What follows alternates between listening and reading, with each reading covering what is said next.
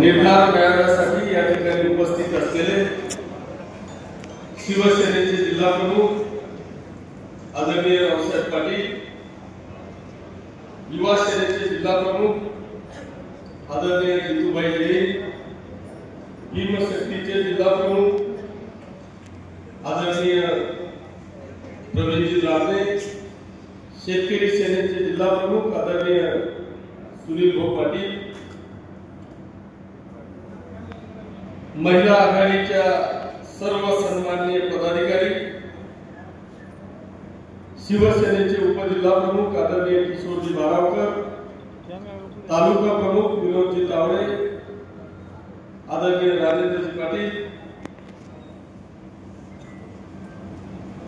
शहर प्रमुख सुमित सावंत, भोला पाटील, मंचावर उपस्थित असलेले सर्व सन्माननीय लोकप्रतिनिधी, बाजार समितीचे सभापती आदरणीय गणेश पाटील, सर्व सन्माननीय व्यासपीठ, समोर उपस्थित असलेले उद्याचे जिल्हा परिषद, पंचायत समिती आणि नगरपालिकेचे सर्व सन्माननीय नगरसेवक,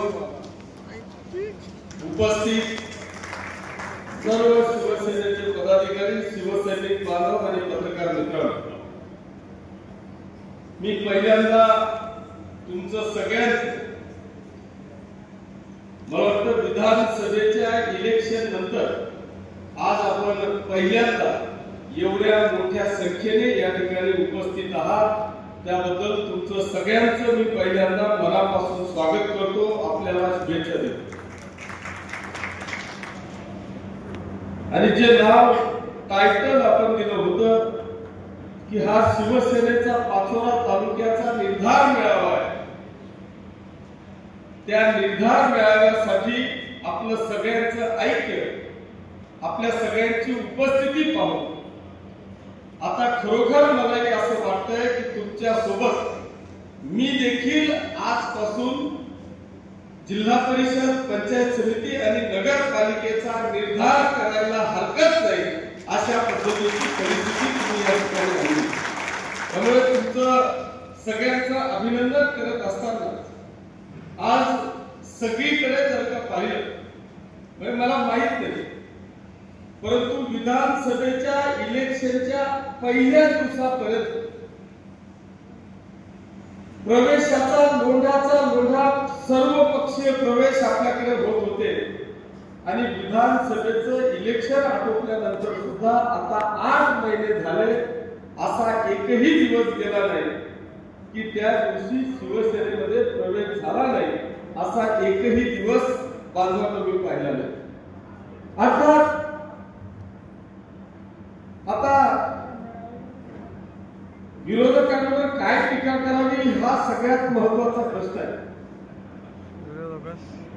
अशी परिस्थिती झाली की ज्यांना 50-50 हजार मतदान या मतदारसंघातल्या जनतेने दिलं ते नॉट रिचेबल झाले आणि ज्यांना 5000 मतदान मिळालं ते आता दम ठोकून बाहेर लागले।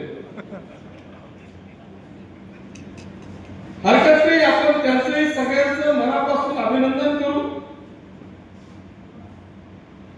त्यांचं स्वागत करू। पण मी जे काय ऐकलं, इलेक्शन नंतर आमच्या वैशुताई पुण्याला शिफ्ट झाल्या, इलेक्शन नंतर आमच्या अमोल भाऊ नाशिकला शिफ्ट झाले, मी प्रत्यक्ष पाहिलं नाही पण सगळीकडे चर्चा चालू आहे, अशी सूत्रांची माहिती ही मला माहित नाही पण सूत्रांकडून मिळालेली माहिती आहे की एक जण पुण्याला आणि एक जण नाशिकला शिफ्ट झालेले। अर्थात बांधवांनो, या पाचोरा आणि भडगाव मतदारसंघाने जी काही परिस्थिती आपल्या या मतदारसंघामध्ये निर्माण केली ती अशी परिस्थिती निर्माण केली की अनेक प्रकारचे इतिहास या मतदारसंघाने घडवले।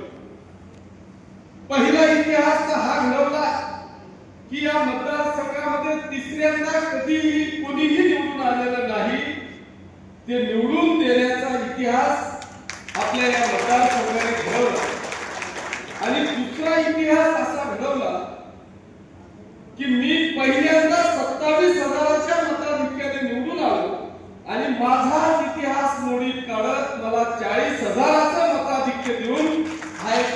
विचार या मतदारसंघाने या ठिकाणी आणला. बांधवांनो, या मतदारसंघाचे इतके उपकार झाले की ते आपण मरेपर्यंत फेडू शकणार नाही, एवढा मोठा उपकार या मतदारसंघाने केला. अर्थात मी जी काय परिस्थिती त्या मतदारसंघाची पाहिली की हा मतदारसंघ या जळगाव जिल्ह्यातला कदाचित असा असेल की यांनी फक्त विकासाला साथ दिली, या मतदारसंघाने शांततेला साथ दिली, या मतदारसंघाने दहशतीला लाच मारली आणि म्हणूनच हा तिसरा इतिहास मला वाटतं या मतदारसंघामध्ये तिसऱ्यांदा निवडून येण्याचा केला. आम्ही या मतदारसंघामध्ये दहशतवाद, गुन्हेगारी कधीही खपवून घेतली नाही. जर का गुन्हेगार वर मान काढायचा प्रयत्न करत असेल तर त्याची मान तिथं टेकण्याचा प्रयत्न आपण या मतदारसंघामध्ये केला आणि एक शांततेचं ब्रीथ या मतदारसंघामध्ये आपण देण्याचा प्रयत्न केला. जर आपण विकासाची गोष्ट करणार असाल तर या मतदारसंघाचा विकास आजपर्यंतच्या इतिहासात कोणी केला नाही, एवढा मोठा विकास आपण जनतेच्या समोर ठेवला आणि तो जनतेने ऍक्सेप्ट केला. अशी परिस्थिती निर्माण केली गेली होती की आता एकनाथ शिंदे साहेबांनी त्यांच्या सोबत केलेल्या लोकांनी जे बंड आहे हे बंड आता महाराष्ट्रात बिलकुल सहन होणार नाही. एकही जागा एकनाथ शिंदे साहेबांच्या शिवसेनेची येणार नाही, अशा पद्धतीचा नरेटिव्ह सेट करण्याचा प्रयत्न या महाराष्ट्रामध्ये झाला. परंतु बांधवांनो, आज मला अभिमानाने सांगावंसं वाटतं की ज्या एकनाथ शिंदे साहेबांनी शिवसेनेच्या 80 जागा उभ्या केल्या, त्या शिंदे साहेबांना या महाराष्ट्रातल्या जनतेने स्वीकारलं आणि तब्बल 60 जागा या महाराष्ट्रामध्ये निवडून दिल्या.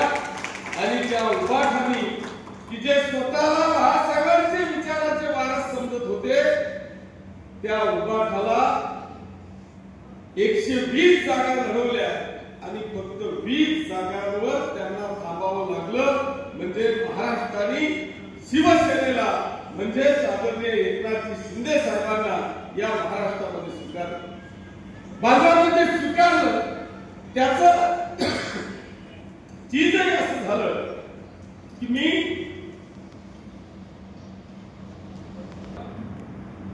आणि त्या नायक पिक्चर मधला अनिल कपूरला एका दिवसाचा मुख्यमंत्री मी पाहिला होता की ते एका दिवसात त्यांनी ज्या पद्धतीने त्या राज्याची घडी बसवली. मला वाटतं एकनाथ शिंदे साहेबांच्या डोक्यात का तो अनिल कपूरच होता का काय, अशी परिस्थिती त्यांनी 2.5 वर्षामध्ये निर्माण केली. आणि बांधवांनो, 2.5 वर्षामध्ये या महाराष्ट्रामध्ये या ज्या ज्या काही विरोधकांनी कलंक लावण्याचा प्रयत्न केला, या कलंकला धुवून या महाराष्ट्रातल्या तमाम माता भगिनींपासून युवकांपर्यंत, तमाम शेतकरी बांधवांपर्यंत आपल्या हृदयात त्यांनी स्थान निर्माण करण्याचा प्रयत्न केला आणि त्याचा परिपाक म्हणून 80 जागा लढवून 60 जागा आपल्याला या ठिकाणी महाराष्ट्रातल्या जनतेने दिल्या. जर कमी या 2.5 वर्षाच्या कार्यकाळामध्ये आदरणीय एकनाथ शिंदे साहेबांनी घेतलेले निर्णय या मंचावर वाचायचे म्हटले तर किमान 1 तास लागेल. एवढे मोठे निर्णय या 2.5 वर्षाच्या कार्यकाळामध्ये बांधवांनो एकनाथ शिंदे साहेब आणि आपल्या युतीच्या सरकारने घेतले. या 2.5 वर्षामध्ये खऱ्या अर्थाने पहिल्यांदा निर्णय आमच्या माता भगिनींकरता घेतला की बाळ जन्माला आल्यापासून तर मरेपर्यंतची सगळी व्यवस्था या महाराष्ट्रातल्या तमाम नारी शक्तीला सक्षम करण्याचा निर्णय या राज्याचे मुख्यमंत्री आदरणीय एकनाथजी शिंदे साहेबांनी घेतला. आणि आज या महाराष्ट्रातल्या कुठल्याही भगिनीला विचारलं की तुझा लाडका भाऊ कोण आहे तर ती सख्या भावाचं नाव घेणार नाही. या महाराष्ट्रातले माजी मुख्यमंत्री, आताचे उपमुख्यमंत्री एकनाथजी शिंदे साहेबांचं नाव त्या भगिनीच्या तोंडावर येईल अशा पद्धतीची प्रतिमा आपल्या सगळ्यांचे मुख्य नेते आदरणीय एकनाथजी शिंदे साहेबांनी या महाराष्ट्रामध्ये निर्माण केली. अगदी जन्मापासून मरेपर्यंतची सगळी सुविधा आमच्या या भगिनींची केली. आणि हे जे काय निर्णय संपूर्ण महाराष्ट्रामध्ये माझ्यासह आपल्याला पाहायला मिळाले असतील तर नवऱ्याने जर विरोधात काम केलं असेल